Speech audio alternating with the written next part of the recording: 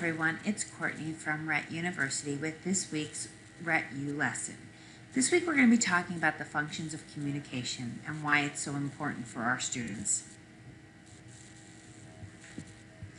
So first thing that we want to do is remember what our lesson objectives are, which is to identify the functions of communication and understand how to incorporate the functions of communication into our everyday lives.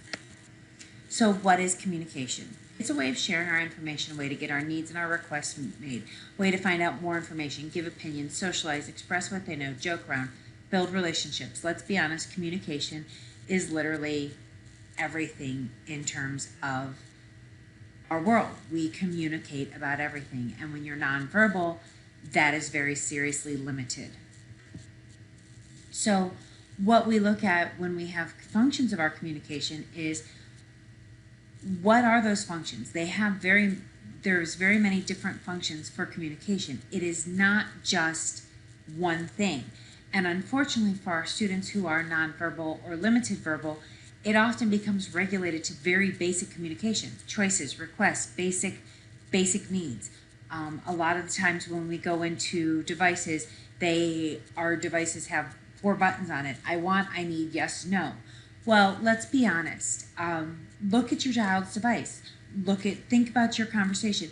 Could you have a conversation with those 4 buttons? We always want to make sure that we have a more robust communication system so that our child can communicate more than just their choices, requests, and basics. Many times our students are given very little communication and it becomes a frustration, and our girls and our boys don't want to use their device because they're literally only given choices, or they're given basic requests, or they're only taught how to request things, how to make a choice. And that's not what communication is. And that's where we see more behavior come out, where they don't want to use their device, they have other behaviors that manifest because they're not having a full form of communication. So functions of communication, there's a whole list of them. And again, most people see the ones of, request, things like that. But look at all of these. Instruct, agree, disagree, describe, greet, pretend, comment, tell a story, protest, remind, gossip, request, compliment, negotiate, and wait, there's more. Tell on someone, express opinion, share information, express a feeling, argue, share an idea, direct, tell secrets, get help, whine, joke, flirt, complain. Those are all functions of communication, and they're all so important. I worked with a student, going back to the expressing opinions one. I worked with a student who was a screamer. He had autism, had no verbal communication, and he screamed all day. And it was ear-piercing. And I got him, and we're trying to figure out how to fix him. Not fix him, but fix this so that he wasn't screaming all the time, because it was creating a huge issue for his family. It was creating a huge issue in our classroom. It was literally affecting everybody who loved him. So he had, this tells you how long I've been in the teaching world.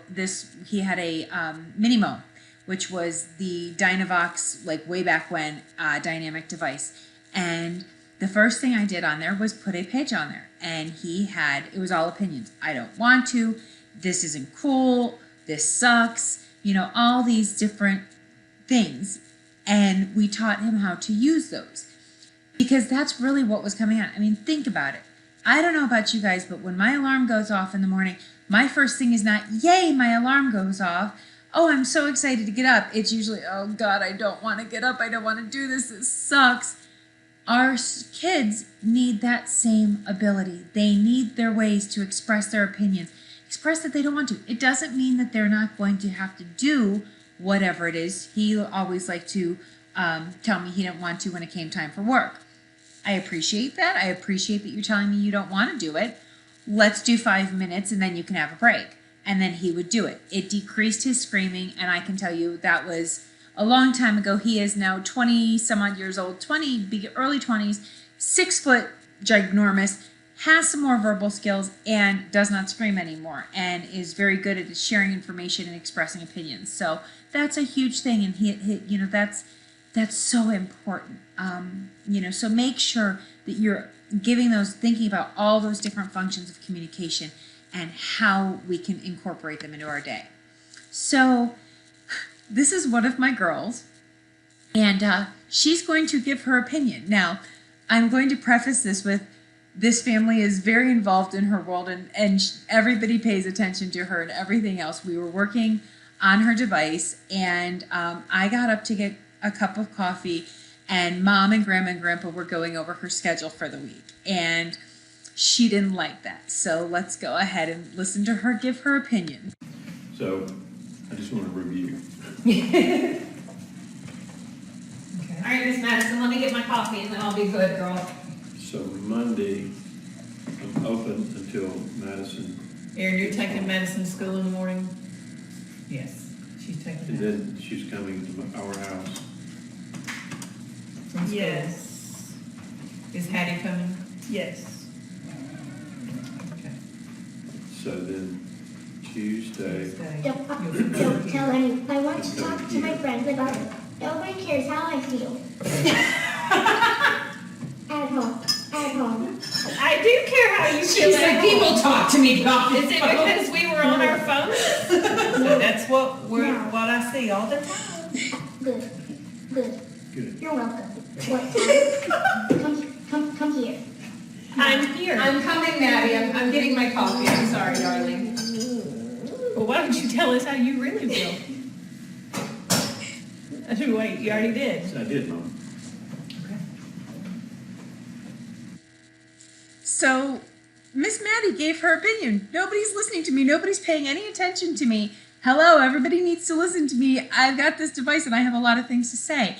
And she expressed herself, and it was hysterical. And now, mind you, I know this family. They are very much involved with Maddie and everything else like that. But she was able to express her opinion and let everybody know how she was feeling.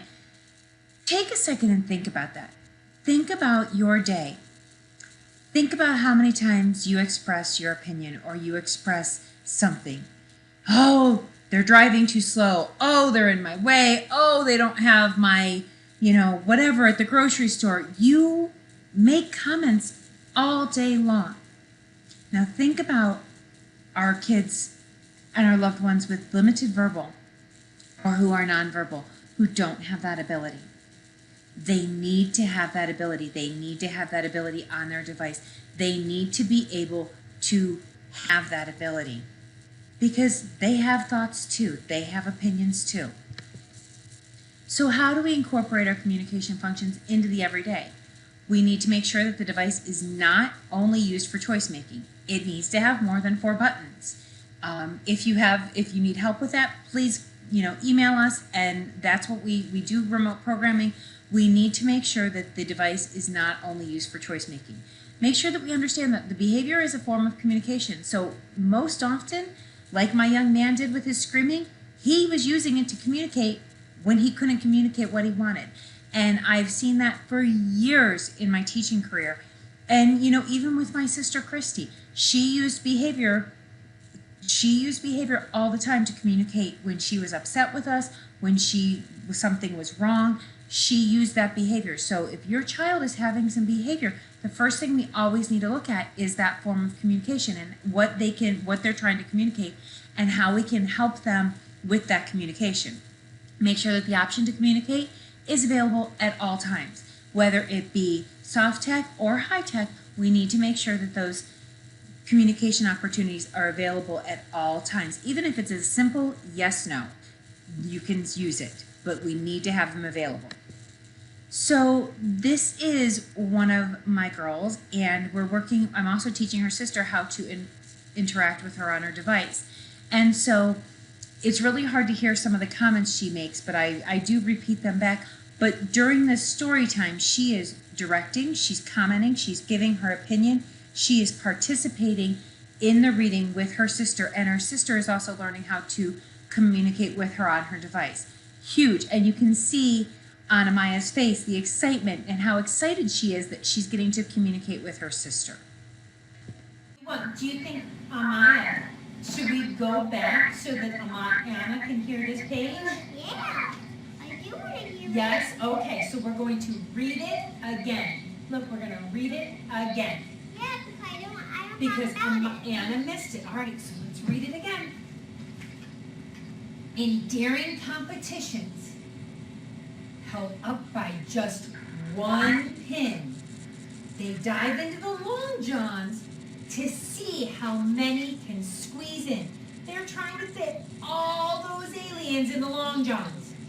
They can't fit. There's too many. There's too many. What?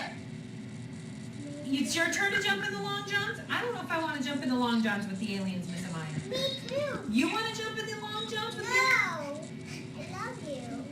the I love you making the pig good. That would be a little scary, but I think it's kind of funny.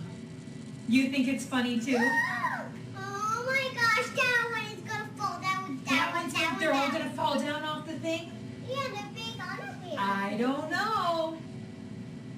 Maybe stop, and then he will not fall down. You show me, Amaya, what you're looking at something. What?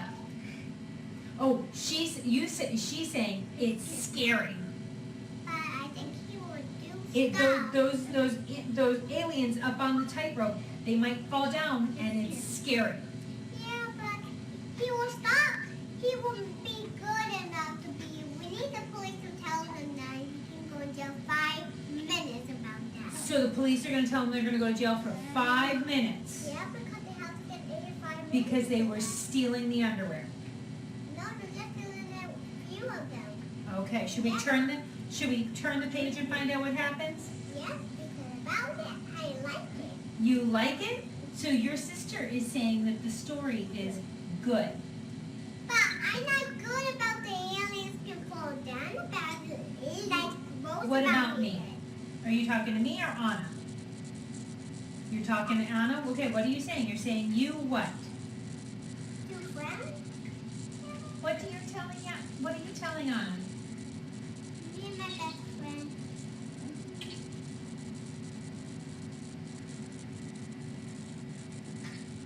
What are you telling us? Okay, you want to start? Okay, we will start reading. Okay, I'm going to turn the page. So as you can see, there was a lot of communication, her directing, her commenting, her giving her opinion about the story, and her sister interacting too.